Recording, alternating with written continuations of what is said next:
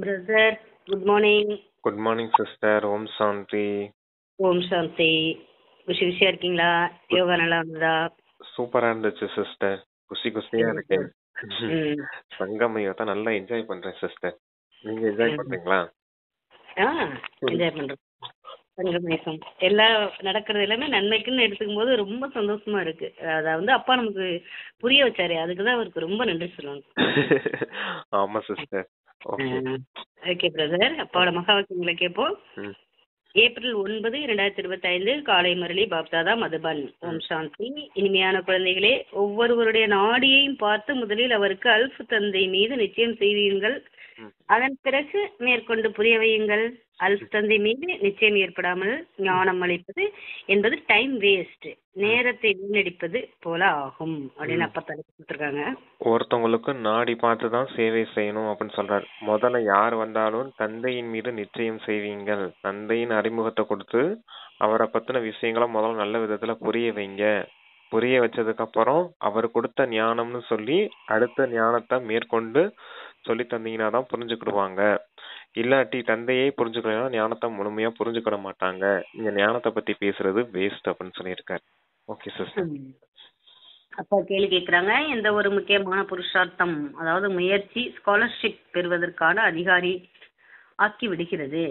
பதில், உள்முகமாக இருக்கும் தன்மை. நீங்கள் மிகவுமே உள்முகமாக இருக்க வேண்டும். தந்தையோ கல்யாணக்காரி நன்மை செய்பவராவார், நன்மைக்காகத்தான் ஆலோசனை தருகிறார். யார் அந்தர்முகி உள்முகமாக இருக்கும் யோகி குழந்தைகளாக இருக்கிறார்களோ அவர்கள் ஒரு பொழுதும் தேக அபிமானத்தில் கோபித்துக் கொள்வதோ சண்டையிடுவதோ செய்ய மாட்டார்கள். அவர்களுடைய நடத்தை மிகவும் ராயலானதாகவும், அதாவது கம்பீரம் சிறப்பானதாகவும் இருக்கும். மிகவும் குறைவாக பேசுவார்கள். எங்கே சேவையில் ஆர்வம் கொண்டு இருப்பார்கள். அவர்கள் அதிகமாக ஞானத்தை திக் திக் கூறிக்கொண்டே இருக்க மாட்டார்கள். நினைவில் இருந்து சேவை செய்வார்கள். எப்பவும் உள்நோக்கு முகமுடையவரா இருக்கணும். அப்பதான் ஸ்காலர்ஷிப் கிடைக்கும் அப்படின்னு சொல்றாரு பாபா. அப்ப அந்தர்முகி சதாசுகி அப்படின்னு சொல்லியிருக்காரு. அப்ப இந்த ஆலோசனை தந்தை கொடுத்திருக்கார் அப்படின்னா அதுவும் நன்மைக்காகத்தான் அப்படின்னு புரிஞ்சுக்கணும். தந்தை நன்மை செய்யக்கூடியவரா இருக்காரு, அதனால இந்த ஆலோசனையும் உங்களுக்கு கொடுத்திருக்காரு. யார் அந்தர்முகியா இருப்பாங்களோ அவங்க ஒருபோதும் தேக அபிமானத்துல கோவப்பட்டு சண்டையிட்டு இருக்க மாட்டாங்க. அவங்களுடைய நடத்தை எப்பவும் ராயலாக இருக்கும், கம்பீரமாக இருக்கும், சிறப்பாக இருக்கும் அப்படின்னு சொல்லியிருக்காரு. அமைதியாக பேசுவாங்க, யக்ஞ சேவையில ஆர்வம் கொண்டிருப்பாங்க, ஞானத்தை அதிகமா பேசிட்டு இருக்க மாட்டாங்க, அதிகமா டிக் டிக் அப்படின்னு சொல்லிட்டு இருக்க மாட்டாங்க அப்படின்னு சொல்றாரு. அதான் அதிகமா பேச மாட்டாங்க, நினைவுல இருந்து சேவை செய்வாங்க அப்படின்னு சொல்றாரு. நினைவு முக்கியத்துவம் கொடுத்திருக்காரு. அந்தர்முகியா இருக்கணும், அப்பதான் சதா சுகம் உடையவரா இருப்பீங்க அப்படின்னு சொல்லியிருக்கு. Okay sister. ஓம் சாந்தி. பெரும்பாலும் பார்க்கப்படுவது என்னவென்றால் கண்காட்சியின் சமாசாரங்கள் கூட வருகிறது. ஆக முக்கியமான விஷயமாகிய தந்தையின் அறிமுகம் பற்றி முழுமையாக நிச்சயம் ஏற்படுத்தாமல் மற்றதை என்னவெல்லாம் புரிய வைத்துக் கொண்டு இருக்கிறார்களோ அவை உங்களுடைய புத்தியில் பதிவது கடினமாக உள்ளது. நன்றாக இருக்கிறது என்று கூறுகிறார்கள் என்றாலும் கூட தந்தையின் அறிமுகம் இல்லை. முதலிலோ தந்தையின் அறிமுகம் வேண்டும். தந்தையின் மகா வாக்கியமாவது என்னை நினைவு செய்யுங்கள், நான் தான் பத்தீத்த பாவனன். என்னை நினைவு செய்தீர்கள் என்றால் நீங்கள் பத்தீத்த தூய்மையற்ற நிலையிலிருந்து பாவனமாக ஆகிவிடுவீர்கள். இதுதான் முக்கியமான விஷயமாகும். அதாவது தந்தைக்கு அந்த சேவையின் சமாச்சாரம் கூட வருது. கண்காட்சியில கூட புரிய வைக்கிறீங்க அப்படின்னா தந்தையின் விஷயத்த முதல்ல சொல்லி புரிய வைக்கணும். இல்லைன்னா என்ன, மற்றபடி ஞானத்தை சொல்லிட்டு இருந்தீங்க அப்படின்னா என்ன ஆகும், நன்றாக இருக்குன்னு சொல்லிட்டு போயிடுவாங்க, தந்தையின் விஷயத்த புரிஞ்சுக்கிடாம போயிடுவாங்க. அதுக்காகத்தான் அப்படி சொல்றாரு. தந்தை ஒருத்தர் தான் பதித்த பாவனரா இருக்காரு, அவர் ஒருத்தர் தான் உங்களை தூய்மையாக்க முடியும் அப்படின்றத சொல்லிடணும் அப்படின்றத சொல்லியிருக்காங்க. Okay sister. அப்பா கேள்வி கேக்குறாங்க. இல்ல பிரதர், முக்கிய விஷயம் பகவான் ஒருவரே ஆவார். அவரே பத்தீத்த பாவனன், ஞானக்கடல், சுகக்கடல் ஆவார். அவரே உயர்ந்ததிலும் உயர்ந்தவர். இது நிச்சயமாகிவிட்டது என்றால் பின் பக்தி மார்க்கத்தின் சாஸ்திரங்கள், வேதங்கள் அல்லது கீதை, பாகவதம் அனைத்துமே குறையுள்ளதாக ஆகிவிடும். பகவானோ இதை நான் கூறவில்லை என்று அவரே கூறுகிறார். சாஸ்திரங்களில் இல்லை, அவை பக்தி மார்க்கத்தின் ஞானமாகும். நானோ ஞானத்தினால் சத்கதி அளித்து பின் சென்று விடுகிறேன். பிறகு இந்த ஞானம் பெரும்பாலும் மறைந்து போய்விடுகிறது. ஞானத்தின் பிராலப்தம் முடிவடைந்த பிறகு பக்தி மார்க்கம் ஆரம்பமாகிறது. தந்தை தான் ஞான கடலா சுக கடலா இருக்காரு. அப்ப அவர் உங்களை சத்கதிக்கு அழைச்சிட்டு போறதுக்காக இந்த ஞானம் கொடுக்கறாரு. இந்த ஞானம் கொடுத்தாலும் நீங்க இது பின்னாடி அந்த ஞானத்தின் பாதி விஷயங்கள் மறந்து போயிடும். வெறும் ஆத்ம உணர்வு மட்டும்தான் இருக்கும். நானும் கொடுத்துட்டு போயிடுறேன். சாஸ்திரத்துல இந்த மாதிரி விஷயங்கள்லாம் இல்ல. சாஸ்திரத்தின் ஞானத்தை நான் ஒன்னும் கொடுக்கல. இப்ப நான் கொடுக்கறது மட்டும்தான் உண்மையான ஞானம் அப்படின்னு சொல்லியிருக்காங்க. Okay sister. அவரு கல்பம் மறைஞ்சு போயிடுது, அவரும் மறைஞ்சு போயிடாரு. அவருடைய ஞானம் எல்லாத்தையும் மறைச்சு போயிடாது. அது பிராலப்தம் மட்டும்தான் இருக்கு. ஆமா. சத்தியுகத்துல. வந்து இவ்வளவு ஞானம் கொடுத்தது எதுக்காக அப்படின்னா நம்ம ஆத்ம உணர்வுல வரணும், தெய்வீக சம்ஸ்காரம் வேணும். ஏன்னா தேவதையாகணும். தேவதைகள் ஆத்ம உணர்வுல இருந்தாங்க, தெய்வீக குணங்களின் சம்ஸ்காரம் கொண்டவங்களா இருந்தாங்க. 2 விஷயத்துக்காகத்தான் அப்பா வந்திருக்காரு. 2 விஷயத்த நம்ம கொண்டுட்டு வரணும்னா இந்த ஆத்மா பரமாத்மா டிராமாவின் ரகசியம் புரிஞ்சாதான் இது 2ஐயும் நம்மளால கொண்டுட்டு வர முடியும். அதனாலதான் அப்பா முழு ஞானத்தையும் கொடுத்து இந்த 2 விஷயங்களை உருவாக்கி தந்துட்டு போறாரு. Okay sir. அப்பா சொல்றாங்க, தந்தை மீது நிச்சயம் ஏற்பட்டால்தான் இவை பக்தி மார்க்கத்தின் சாஸ்திரமாகும் என்று பகவானின் வாக்கை பகவான் வாச்சா புரிந்து கொள்ள முடியும். ஞானம் மற்றும் பக்தி பாதி பாதி நடக்கிறது. பகவான் வரும்பொழுது தனது அறிமுகத்தை அளிக்கிறார். 5000 வருடங்களின் கல்பமாகும் என்று நான் கூறுகிறேன். நானோ பிரம்மாவின் வாய் மூலமாக புரிய வைத்துக் கொண்டிருக்கிறேன். எனவே பகவான் யார் என்ற முதல் முக்கியமான விஷயத்தை புத்தியில் பதிய வைக்க வேண்டும். இந்த விஷயம் புத்தியில் பதியாத வரை வேறு எதுவும் புரிய வைப்பதால் சிறிதும் தாக்கம் ஏற்படாது. முழு உழைப்பே இந்த விஷயத்தில் உள்ளது. தந்தை வருவதே கல்லறையில் இருந்து எழுப்புவதற்கு. சாஸ்திரங்கள் ஆகியவை படிப்பதாலோ விழித்துக் கொள்ள மாட்டார்கள். பரமாத்மா ஜோதி சொரூபம் ஆவார். எனவே அவருடைய குழந்தைகளும் ஜோதி சொரூபம் ஆவார்கள். ஆனால் குழந்தைகளாகிய உங்களது ஆத்மா தூய்மையற்றதாக ஆகிவிட்டுள்ளது. அது காரணமாக ஜோதி அணிந்து விட்டுள்ளது. தம பிரதானமாக ஆகிவிட்டுள்ளார்கள். ஆத்மா ஜோதி சொரூபமா இருக்குது, பரமாத்மாவும் ஜோதி சொரூபமா தான் இருக்கார். நீங்க பிறப்பிறப்பு சக்கரத்துல வந்ததுனால இப்ப தூய்மையற்றவங்களா தமோ பிரதானமா ஆயிட்டீங்க. தந்தை மீண்டும் வந்து தூய்மையாக்கணும் அப்படிங்கிறதுக்கு சொல்லிட்டு இருக்கார். இத வந்து எங்க சொல்றாரு அப்படின்னா, அவர் ஜோதி சொரூபமா இருக்காரு. இந்த பிரம்மா உடல்ல வந்து அவரை வாயை பயன்படுத்தி ஞானமா கொடுத்துட்டு இருக்காரு. இந்த விஷயத்துல நிச்சயம் ஏற்படாத வரைக்கும் வேற எந்த விஷயத்திலும் நிச்சயம் ஏற்படாது அப்படின்னு சொல்றார். ஏன்னா ஆத்மா கண்ணுக்கு தெரியாது, இவருடைய சரீரம் தான் கண்ணுக்கு தெரியும். அப்ப பகவான் யாருன்னு புரிய வைக்க வேண்டியதுதான் மிக முக்கியமான விஷயம் அப்படின்னு சொல்லியிருக்காங்க. Okay sister. சொல்றாங்க, முதலில் தந்தையின் அறிமுகம் அளிக்காமல் இருந்து விடும் பொழுது பிறகு என்னவெல்லாம் உழைப்பு செய்கிறார்களோ, அபிப்பிராயம் எழுதுமாறு செய்விக்கிறார்களோ அவை எதுவுமே பயன்படுவதில்லை. எனவே சேவையாவது இல்லை. நிச்சயமாக்கியது என்றால் உண்மையில் பிரம்மா மூலமாக ஞானம் அளித்துக் கொண்டிருக்கிறார்கள் என்பதை புரிந்து கொள்ள வேண்டும். மனிதர்கள் பிரம்மாவை பார்த்து எவ்வளவு குழம்புகிறார்கள். ஏனெனில் தந்தையின் அறிமுகம் இல்லை. பக்தி மார்க்கம் இப்பொழுது கடந்து விட்டுள்ளது என்பதை நீங்கள் அனைவரும் அறிந்துள்ளீர்கள். கலியுகத்தில் இருப்பது பக்தி மார்க்கம், மேலும் இப்பொழுது சங்கமத்தில் இருப்பது ஞான மார்க்கம். நாம் சங்கம யுகத்தினர் ஆவோம். ராஜயோகத்தை கற்றுக்கொண்டிருக்கிறோம். புதிய உலகத்திற்காக தெய்வீக குணங்களை தாரணை செய்கிறோம். யார் சங்கம யுகத்தில் இல்லையோ அவர்கள் நாளுக்கு நாள் தமோ பிரதானமாக ஆகிக் கொண்டே போகிறார்கள். சங்கம யுகத்துல இருக்கீங்க, இப்ப என்ன காரியம் செய்துட்டு இருக்கீங்க? தெய்வீக குணங்களை தாரணை செய்துட்டு இருக்கீங்க, கூடவே நினைவும் செய்துட்டு இருக்கீங்க அப்படிங்கறத சொல்றாரு. 2 விஷயம் செய்யறோம். ஒன்னு நினைவு செய்யறோம், நினைவுனால தூய்மையாகிறோம். இன்னொன்னு தெய்வீக குணங்களை தாரணை செய்துட்டு இருக்கோம் அப்படின்னு சொல்லியிருக்காங்க. Okay sister. தந்தையின் அறிமுகம் இல்லைன்னா பக்தி மார்க்கம் எப்படி கடந்து வந்தது அப்படிங்கறத வந்து புரிஞ்சுக்கணும் போயிடுவாங்க. கலியுகத்தில் இருப்பது பக்தி மார்க்கம், இப்ப சங்கமம் நடக்குது. இந்த சங்கமத்துல ஞான மார்க்கம் நடக்குது. ராஜயோகத்தை கற்றுக்கொண்டு இருக்கிறோம் அப்படின்னு தெய்வீக குணங்களை தானம் செய்யறோம் அப்படின்னு வந்து புரிய வைக்கிறாங்க. அப்ப அந்த பக்கம் தமோ பிரதான தன்மை அதிகரித்து கொண்டே போகிறது. இவை புரிந்து கொள்ள வேண்டிய விஷயங்களாகும். புரிய வைப்பவர்கள் கூட வரிசை கிரமமாக உள்ளார்கள். பாபா தினமும் முயற்சி செய்விக்கிறார். நிச்சய புத்தி விஜயந்தை. நிச்சய புத்தி உடையவர்கள் வெற்றி அடைவார்கள். குழந்தைகளிடம் திக் திக் நிறைய பழக்கம் அதிகமாக உள்ளது. தந்தையை நினைவு செய்வது இல்லை. நினைவு செய்வது மிகவும் கடினமாக உள்ளது. தந்தையை நினைவு செய்வதை விட்டுவிட்டு தங்களுடையே வழவழவென அதிகமாக கூறிக்கொண்டே இருப்பார்கள். அதாவது நினைவு செய்யறத நல்ல கவனம் கொடுத்து நினைவு செய்யணும். ஞானத்தை அதிகமா சொல்லிக்கிட்டு இருக்க கூடாது. அதான் டிக் டிக் டிக்னு சொல்லிட்டே இருக்க கூடாது. ஞானத்தின் விஷயம் தங்களுடைய விஷயங்களையோ பேசிட்டே இருக்க கூடாது அப்படின்றத சொல்றாரு. நினைவுல இருக்கணும். நினைவுல இருந்து சொன்னீங்கன்னா தான் அவங்களுக்கு அம்பு பதியும் அப்படின்னு சொல்லுவார் இல்லையா? அது போல நினைவுல இருந்து சேவை செய்யணும். நீங்க நினைவுல இருந்தாதான் பாவனமாவும் ஆக முடியும். நினைவுன்ற விஷயம் தான் ரொம்ப முக்கியம் வாய்ந்தது அப்படின்னு சொல்றாரு. உங்களுடைய விஷயத்துல அதிகமா பேசக்கூடாது அப்படிங்கிட்டு இருக்காரு. Okay sister. இருப்பார்கள், அதிகமாக கூறிக்கொண்டே இருப்பார்கள். தந்தை மீது நிச்சயம் ஏற்படாது இருக்கும் வரை மற்ற படங்களின் பக்கம் கூட்டிச் செல்லவே கூடாது. நிச்சயம் இல்லை என்றால் எதுவும் புரிந்து கொள்ள மாட்டார்கள். அல்ஃப் தந்தை பற்றிய நிச்சயம் இல்லை என்றால் பின் பே ஆஸ்தி என்று அடுத்த விஷயங்கள் பற்றி கூற முற்படுவது நேரத்தை வீணடிப்பது. எவருடைய நாடியையும் அறியாமல் இருக்கிறார்கள். திறந்து வைப்பவர்களுக்கு கூட முதலில் தந்தையின் அறிமுகத்தை அளிக்க வேண்டும். அதான் அல்ஃப் தந்தையை பத்தி முதல்ல புரிய வைக்கணும். புரிய வச்சதுக்கு அப்புறம் தான் ஆஸ்தியை பத்தி புரிய வைக்கணும் அப்படின்னு சொல்றாரு. தந்தையை பத்தியே புரிஞ்சுக்கலன்னா ஆஸ்தியை பத்தி என்னன்னு புரிஞ்சுக்கிடுவாங்க அப்படிங்கறது கேக்குறேன். சரிங்க. சொல்றாங்க, இவர் உயர்ந்ததிலும் உயர்ந்த தந்தை ஞானக்கடல் ஆவார். அவரே இந்த ஞானத்தை இப்பொழுதுதான் அளிக்கிறார். சத்தியுகத்தில் ஞானத்தின் அவசியம் இருப்பதில்லை. பின்னால் பக்தி ஆரம்பமாகிறது.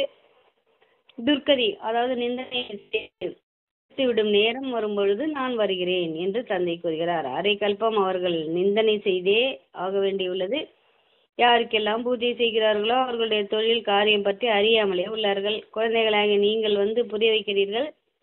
ஆனால் சுயம் தங்களுக்கே பாபாவிடம் யோகம் இல்லை என்றால் மற்றவர்களுக்கு என்ன புரிய வைக்க முடியும்? சிவபாபா என்று கூறுகிறார்கள் என்றாலும் கூட யோகத்தில் முற்றிலுமாக இருப்பது இல்லை என்றால் விகர்மங்களும் விநாசம் ஆவது இல்லை, பாவங்கள் அழிவதில்லை, தாரணை ஆவது இல்லை. ஒரு தந்தையை நினைவு செய்வது என்பது முக்கியமான விஷயமாகும்.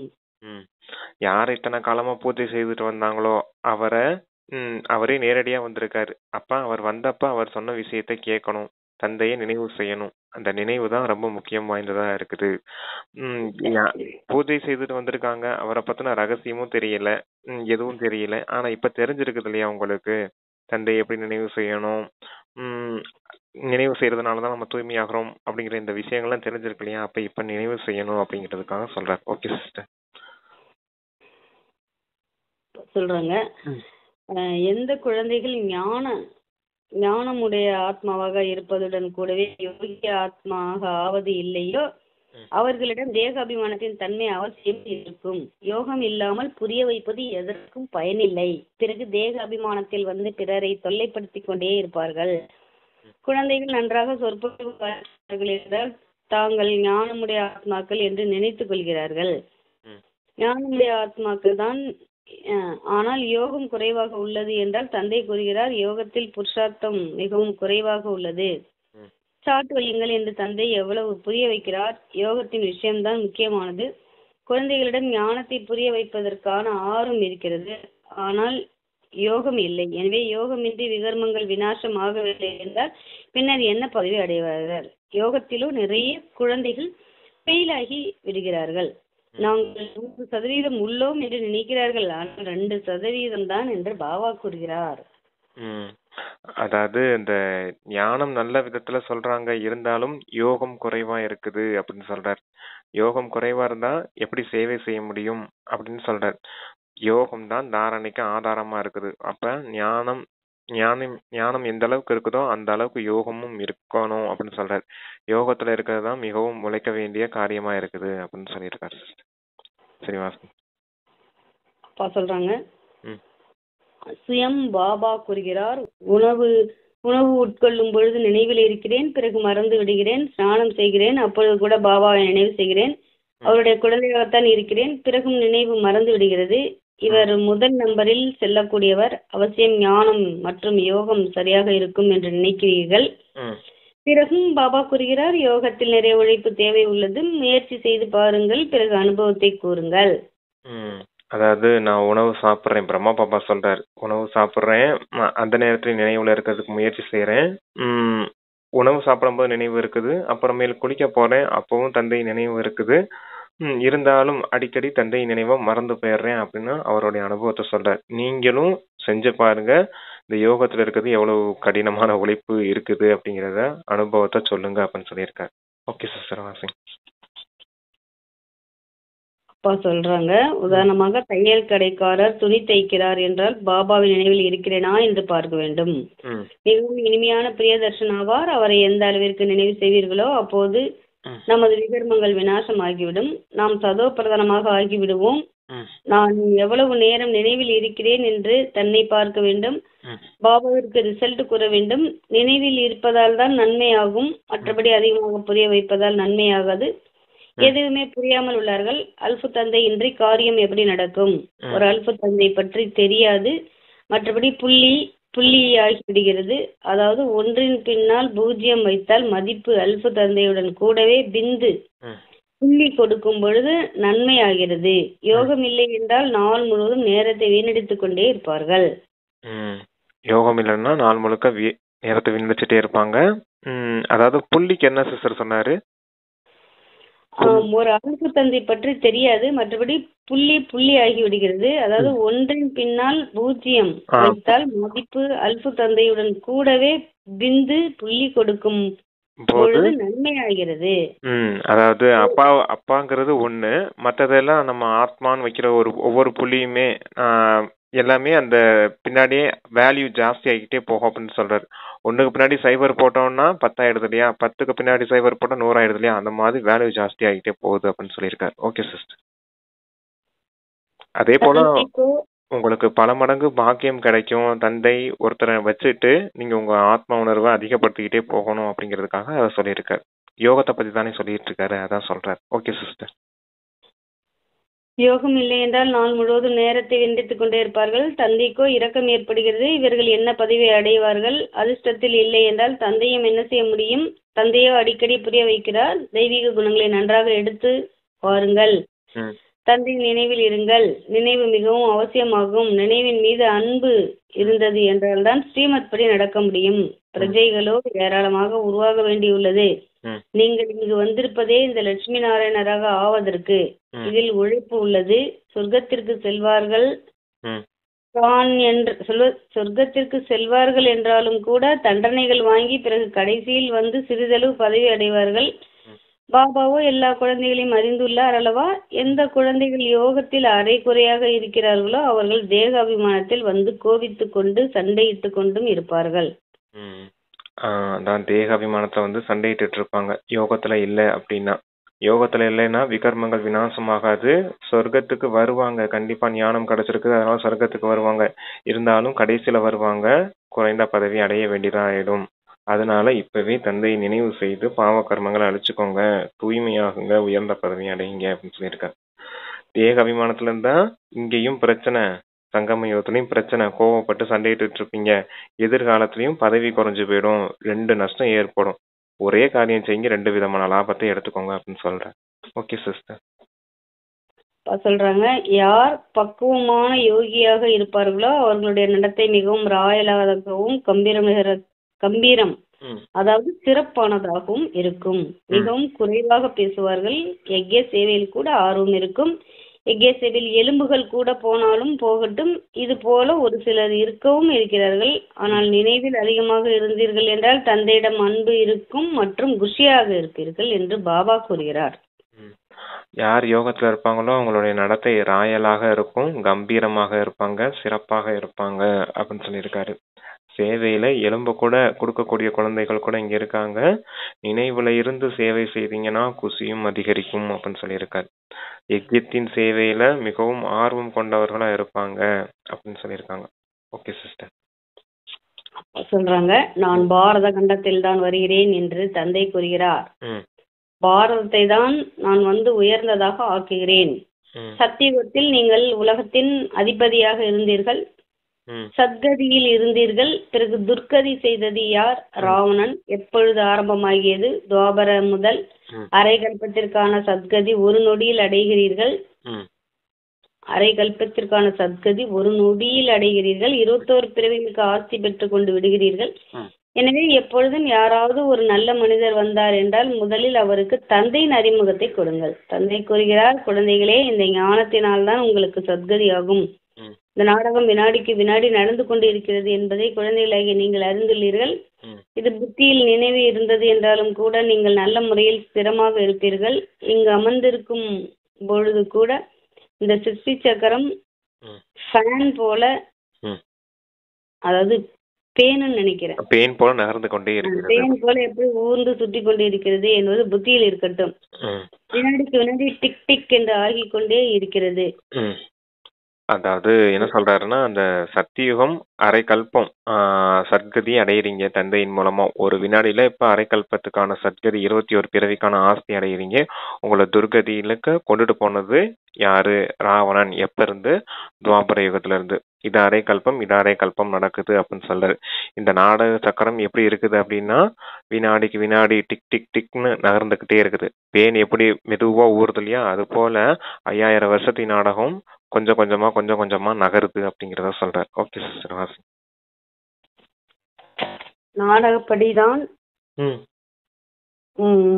நாடகப்படிதான் முழு பாட்டு நடிக்கப்பட்டு கொண்டே இருக்கிறது. ஒரு வினாடி கடந்து விட்டது என்றால் முடிந்தது போல ரோல் சுற்றி கொண்டே இருக்கிறது. ம். மிகவும் மெதுவாக சுற்றுகிறது. இது எல்லையில்லாத நாடகமாகும். முதியவர்களாக இருப்பவர்களின் புத்தியில் இந்த விஷயங்கள் ம். பதிய முடியாது. ம். ஞானம் கூட பதிய முடியாது. யோகமும் இல்லை. பிறகும் குழந்தைகளாக இருக்கிறார்கள். ஆம், சேவை செய்பவர்களுடைய பதவி உயர்ந்ததாக இருக்கும், மற்றவர்களுடைய பதவி குறைவாக இருக்கும். ம். இதை உறுதியாக நினைவில் கொள்ளுங்கள். இது எல்லையில்லாத நாடகம். சக்கரம் சுற்றி கொண்டே இருக்கிறது. எப்படி ரெக்கார்டு ம். சுற்றி கொண்டே இருக்கிறது அல்லவா? நம்முடைய ஆத்மாவில் கூட இது போல ரெக்கார்டு நிரம்பி உள்ளது. ம். அதாவது உங்க ஆத்மால எப்படி இந்த பாட்டு போடுறதுக்கெல்லாம் டிவிடி விசிடி எல்லாம் போடுறோம் இல்லையா, அது எப்படி சுத்திக்கிட்டே இருக்குது. அந்த காலத்துல பிளேயர் இருந்துச்சு, ஆடியோ பிளேயர், பெரிய பிளேயர், ரெக்கார்டு பிளேயர் இருந்துச்சு. அது எப்படி சுத்திக்கிட்டே இருக்குது. அதே போல உங்க ஆத்மாவும் ஒரு டிவிடி பிளேயர் போலதான். அதுக்குள்ள எல்லா ரெக்கார்டும் ஆயிருக்குது. 5000 வருஷத்தின் ரெக்கார்டு ஆயிட்டு இருக்குது. அது வினாடிக்கு வினாடி அது வெளிப்பட்டுக்கிட்டே இருக்குது அப்படின்னு சொல்றார். சேவை செய்யக்கூடிய குழந்தைகள் தான் நல்ல விதத்துல உயர்ந்த பதவி அடைய முடியும் அப்படின்றதையும் புரிஞ்சுக்கோங்க அப்படின்னு சொல்லியிருக்காரு. ஓகே சிஸ்டர் வாசி. அப்பா சொல்றாங்க, ஆத்மாவிற்குள் இவ்வளவு பாகம் நிரம்பி உள்ளது. இதற்குத்தான் இயற்கை என்று கூறப்படுகிறது. பார்ப்பதற்கு எதுவுமே தென்படுவது இல்லை.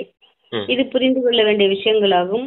மழுங்கிய புத்தி உடையவர்கள் புரிந்து கொள்ள முடியாது. இதில் நாம் என்ன பேசிக்கொண்டே போகிறோமோ நேரம் கடந்து கொண்டே போகிறது. பிறகு 5000 வருடங்களுக்கு பிறகு ரிப்பீட் ஆகும், திரும்ப நடைபெறும். இப்பேற்பட்ட அறிவு பேரு யாரிடமும் கிடையாது. யார் மகாரதிகளாக இருப்பார்களோ அவர்கள் அடிக்கடி இந்த விஷயங்கள் மீது கவனம் கொடுத்து புரிய வைத்துக் கொண்டே இருப்பார்கள். ஆத்மா புள்ளியாதான் இருக்குது. ஆத்மா புள்ளிக்குள்ள 5000 வருஷத்தின் ரெக்கார்டு இருக்குதுன்னா எவ்வளவு பெரிய ரகசியம், எவ்வளவு பெரிய உண்மை அது. அந்த மாதிரி அறிவு யாருக்குமே கிடையாது அப்படிங்கிறத சொல்றார். தந்தை தான் இந்த உண்மையான ரகசியத்தை புரிய வச்சிட்டு இருக்கார். ஒவ்வொரு ஆத்மாக்களுக்குள்ளயும் அவங்கவுங்களுக்கான பாகம் பதிவாயிருக்குது. இத ஒரே வரியில சில முறையில சொல்லிட்டு போயிடுவார். அழியாத ஆத்மால அழியாத பாகம் பதிவாயிருக்குது. எப்படி ஆத்மா அழியாதோ அதே போல அவங்களுக்குள்ள பதிவான அந்த பாகமும் அழியாது அப்படின்னு சொல்லுவார். அதான் இங்கேயும் சொல்லிட்டு இருக்காரு சிஸ்டர். டிவிடி பிளேயர்ல ரெக்கார்ட் ஆனது எப்படி அழியாதோ அதே போல இதுவும் அழியாது அப்படின்னு சொல்றாரு. சரி வாசிங்க சிஸ்டர். மகாரதிகள் இதை யோசிச்சுட்டே இருப்பாங்க அப்படின்னு சொல்றாரு. கவனம் கொடுத்து புரிய வைத்துக் கொண்டே இருப்பாங்கன்னு சொல்றாரு. அப்பா சொல்றாங்க, எனவே பாபா இது கவனம் கொடுத்து கொண்டே இருப்பார்கள். அடிக்கடி இந்த விஷயங்கள் மீது கவனம் கொடுத்து புரிய வைத்துக் கொண்டிருப்பார்கள். எனவே பாபா கூறுகிறார், முதலில் தந்தையை நினைவு செய்ய வேண்டும் என்ற முடிச்சு போட்டுக் கொள்ளுங்கள். என்னை நினைவு செய்யுங்கள் என்று தந்தை கூறுகிறார். ஆத்மா இப்பொழுது வீடு செல்ல வேண்டியுள்ளது. தேகத்தின் எல்லா சம்பந்தங்களையும் விட்டுவிட வேண்டும்.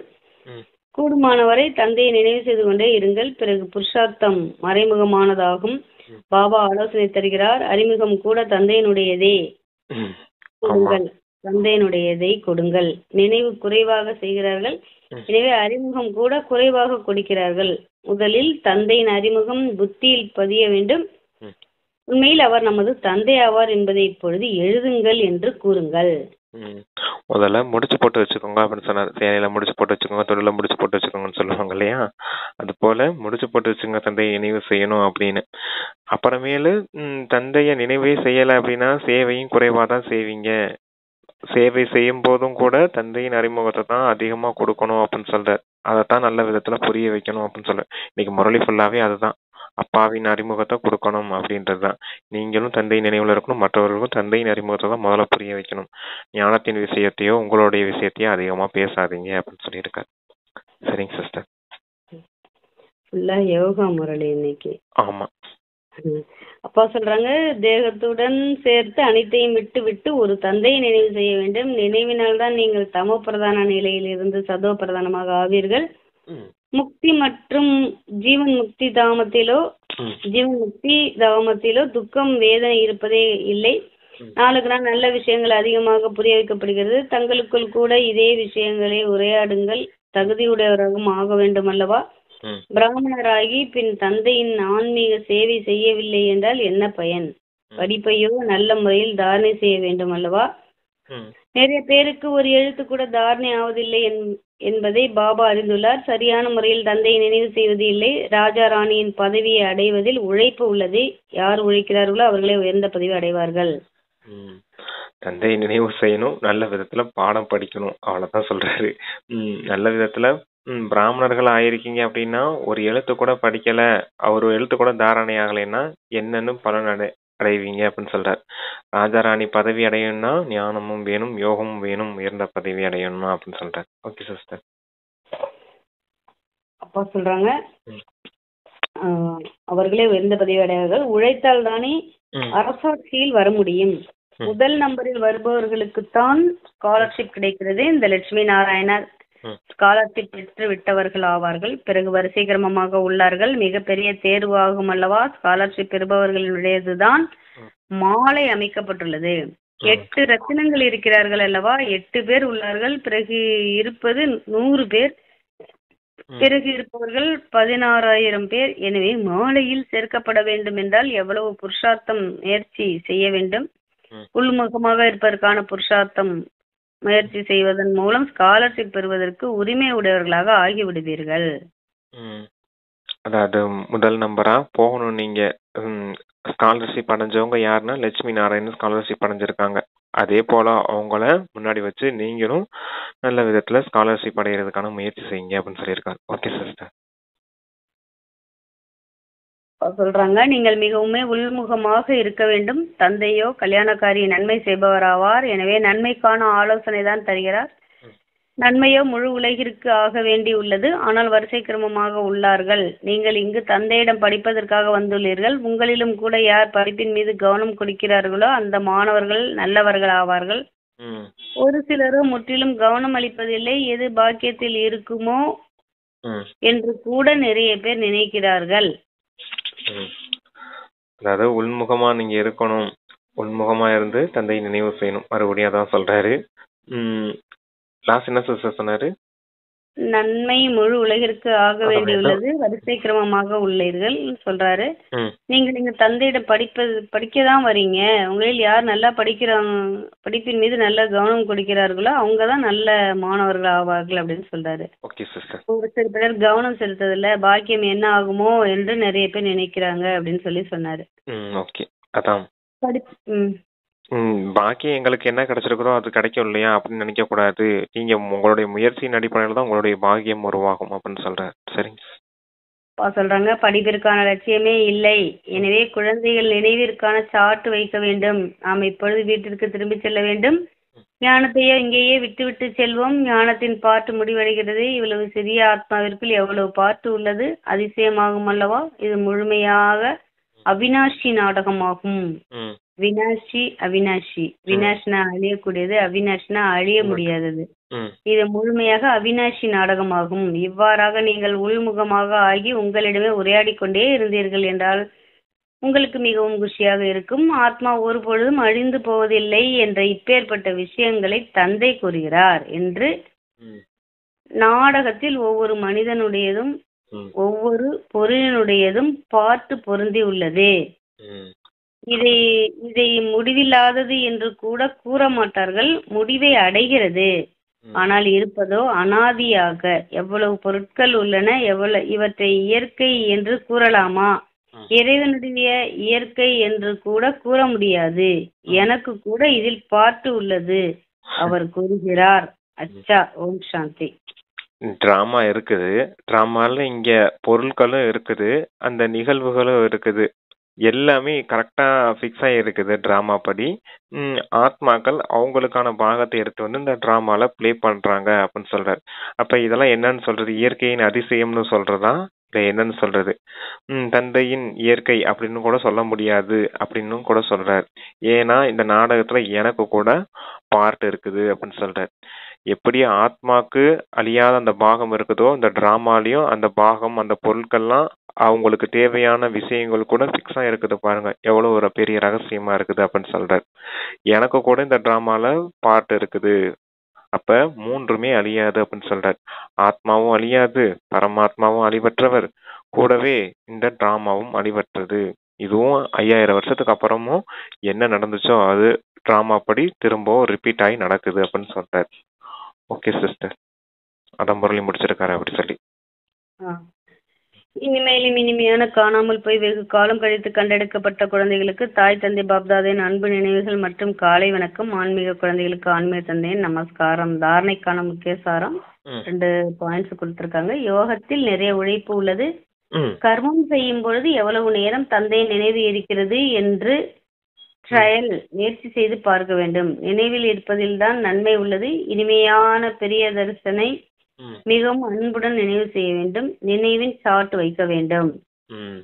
நினைவின் சார்ட் வைக்கணும், நினைவுல இருக்கணும். அன்பான பிரியதர்சனம் அன்பாக நினைவு செய்யணும் அப்படின்னு சொல்லியிருக்கு. Okay sister. 2வது பாயிண்ட் தாரணைக்கு சொல்லியிருக்காங்க. அப்பா, நுண்ணிய புத்தி மூலமாக இந்த நாடகத்தின் ரகசியத்தை புரிந்து கொள்ள வேண்டும்.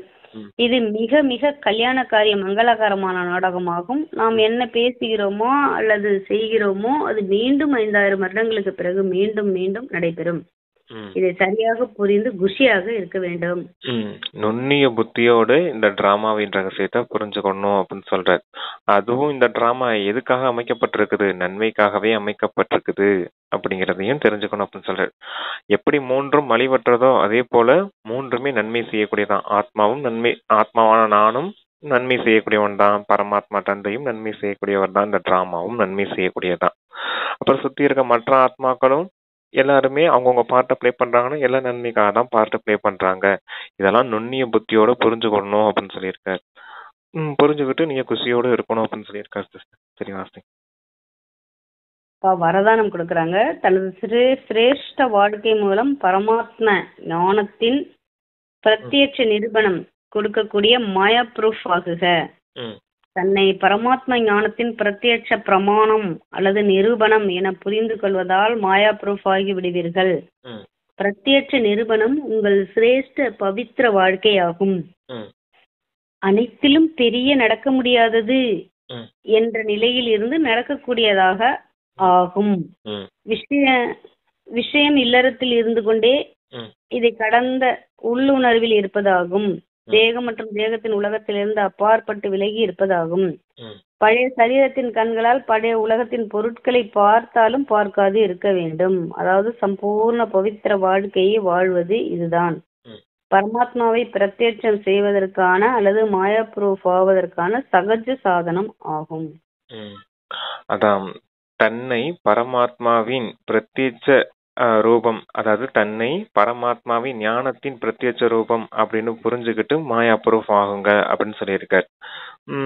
அது எப்படின்னா உங்களுடைய பவித்திரமான சிரேஷ்டமான வாழ்க்கை இருக்கு இல்லையா, அந்த வாழ்க்கையின் மூலமா தான் தந்தையை பிரத்யட்சம் செய்யவும் முடியும். மாயா ப்ரூஃபாவும் ஆயிடுவீங்க அப்படின்னு சொல்றாரு. எதெல்லாம் நடக்க முடியாதுன்னு சன்னியாசிகள் எல்லாரும் குருமார்கள் எல்லாம் சொல்லியிருக்காங்களோ அதை இப்போ உங்க நடைமுறை வாழ்க்கையில கொண்டுட்டு வந்து காட்டுறீங்க அப்படின்னு சொல்றாரு. அந்த பவித்திரமான சிரேஷ்டமான வாழ்க்கையின் மூலமா அது எப்படி இருக்குது அப்படின்னு சொல்றாருன்னா, இந்த தேக உலகத்தின் விஷயங்கள்ல இருந்து விடுபட்டு இருக்கீங்க. இந்த பழைய தேகத்துல இருந்தாலும் பழைய உலகத்தின் பொருட்களை பார்த்தும் பார்க்காம இருக்கீங்க அப்படின்னு சொல்றாரு. அதாவது தேகமே நான் கிடையாது, நான் வெறும் ஆத்மா தான். என்னுடைய உலகம் இது கிடையாது, என்னுடைய உலகம் ஆத்மலோகம் தான் என்னுடைய உலகம்.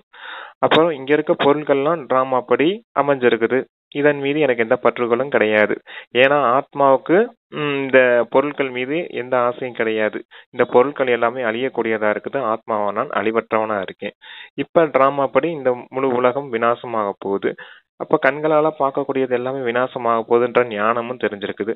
அப்ப இதுல இருந்து விடுபட்டு இருக்குது ரொம்ப சுலபம் தானே அப்படின்னு சொல்றாரு. சாது சன்னியாசிங்க இதெல்லாம் விட முடியல அப்படிங்கறதுனால தான் காட்டுக்கு போயிட்டாங்க. இல்லறத்துல இருந்தாலும் எங்களால தூய்மையா இருக்க முடியாது அப்படின்னு சொல்லிட்டு போயிட்டாங்க இல்லையா? அது எல்லாத்தையுமே இப்போ உங்களுடைய நடைமுறை வாழ்க்கையில, அந்த பவித்திரமான சிரேஷ்ட வாழ்க்கையில கொண்டுட்டு வந்து காட்டுறீங்க. இதுதான் பரமாத்மா தந்தைய வெளிப்படுத்துவதற்கான சாதனமாகவும் இருக்குது. கூடவே மாயா ப்ரூஃபாவும் ஆயிடுறீங்க அப்படின்னு சொல்றாரு. மாயை வென்றவர்களாகவும் ஆயிடுறீங்க. மாயை உங்களை ஒருபோதும் இந்த விஷயத்துல உங்களை தாக்க முடியாது அப்படின்னு சொல்றாரு. ஏன்னா நல்ல ஞானம் புரிஞ்சிருக்கீங்க. மாயை வரதே எதிர்மறையா வருது. இந்த தேகம், தேக உறவுகள், தேக பொருட்கள், தேக உலகாய விஷயங்கள்ல இருந்து தான் வருது. அப்ப இதுல இருந்தே நீங்க விடுபட்டு மொத்தமா இருக்கும்போது மாயா ப்ரூஃப் ஆயிடுறீங்க இல்லையா அப்படின்னு சொல்றாரு. அதனால இதுதான் சகஜ சாதனம் அப்படின்னு சொல்லியிருக்காங்க சிஸ்டர்.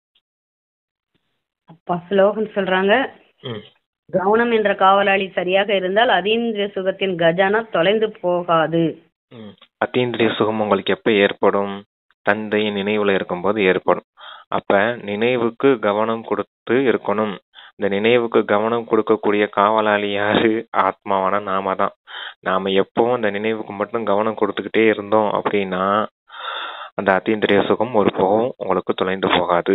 எப்பவுமே அந்த அதீந்திரிய சுகம் உங்க கூடயே இருக்கும் அப்படின்னு சொல்லியிருக்காரு. Okay sister. அவ்யக்த இஷாரா, இணைந்த ரூபத்தின் ஸ்மிருதி மூலம் சதா வெற்றியாளராகுங்கள். தந்தையை கம்பானியனாகவோ ஆக்கி இருக்கிறீர்கள். இப்போது அவரை இணைந்த ரூபத்தில் அனுபவம் செய்யுங்கள். இந்த அனுபவத்தை ஸ்மிருதியில் கொண்டு வந்து ஸ்மிருதி சுரூபம் ஆக்கிவிடுங்கள். அடிக்கடி சோதித்து பாருங்கள், இணைந்த ரூபத்தில் இருக்கிறேனா, விலகி விடாமல் இருக்கிறேனா. எவ்வளவு இணைந்த ரூபத்தின் அனுபவத்தை அதிகரித்து கொண்டே செல்கிறீர்களோ அந்த அளவு பிராமண வாழ்க்கை மிகவும் அன்பானதாக, மனதை மகிழ்ப்பதாக இருக்கும் அனுபவமாகும். தந்தைய கம்பானியனா ஆக்கியிருக்கீங்க, தன்னுடைய துணைவனா ஆக்கியிருக்கீங்க. அப்ப துணைவன் கூடவே இணைந்து இருக்கணும் இல்லையா? அப்ப அந்த இணைந்த சொரூபமா இருங்க அப்படின்னு சொல்லியிருக்காரு. ஸ்மிருதி, நினைவு, அந்த நினைவே உங்களுக்கு நினைவு சொரூபமா ஆகணும். நம்ம எந்த அளவுக்கு தந்தை கிட்ட இணைஞ்சிருக்கோமா இல்ல விலகி இருக்கோமா அப்படிங்கறதையும் சோதனை செய்யுங்க. நஷ்டோ மோகம் ஸ்மிருதி சொரூபம் அப்படின்னு சொல்லுவார். இந்த தேகத்தின் விஷயங்கள்ல இருந்து மோகம், பற்றுதல் மொத்தமா விலகி தந்தையின் மீது கொண்ட ஈடுபாட்டுனால அந்த ஸ்மிருதி நினைவு சொரூபமாயிடணும் அப்படின்னு சொல்றார்.